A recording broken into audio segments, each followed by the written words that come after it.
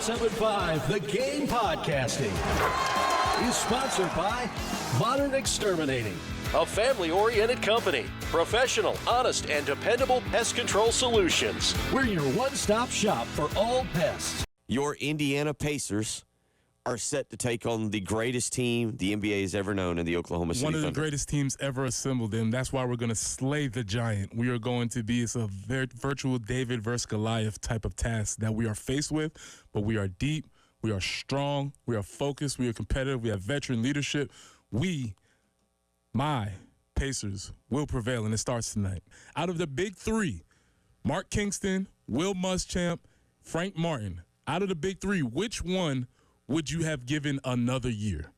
I think it's easy. Now, I'm using a little bit of what I kind of know and how I think it would have played out, so that I think gives me a little bit of advantage. I'd have given Frank Martin one more year. The team he had coming back, he was going to get G.G. Jackson, and the way I kind of believe that situation was going to play out, whatever happened, win or lose, and his contract also played into this, win or lose, he was gone after, what was that, 3, 4, 5, so his last year was 2021. Am I right on that? 2021, 2022. But whatever it was, that was going to be his last year. He was either going to win that year, and I think he was going to win with that roster, and I think he takes another job, or he was going to lose, and that roster, again, at that point, he was going to lose everybody. I don't know how we're going to remember Nick Emmanwori. Like, he came out of nowhere.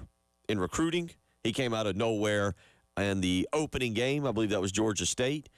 He didn't have the best sophomore year, but there's no question that he will go down as one of the top 5, and maybe I'm expanding it out too many when I say 5, top 5 safeties to ever play at the University of South Carolina. 5 is too many. Is it? Yeah? Yeah, 5 is too many. If you're going past 3, okay, it's probably too far. And if anybody would make the argument for number 1, and if Garrett Nussmeier doesn't lay on the ground, that's a good point. And like he was infirmed or something like that, then maybe he's number 1, because that seminal moment, that pick 6, if it would have counted, would have been massive. Oh, you're right. We all remember it.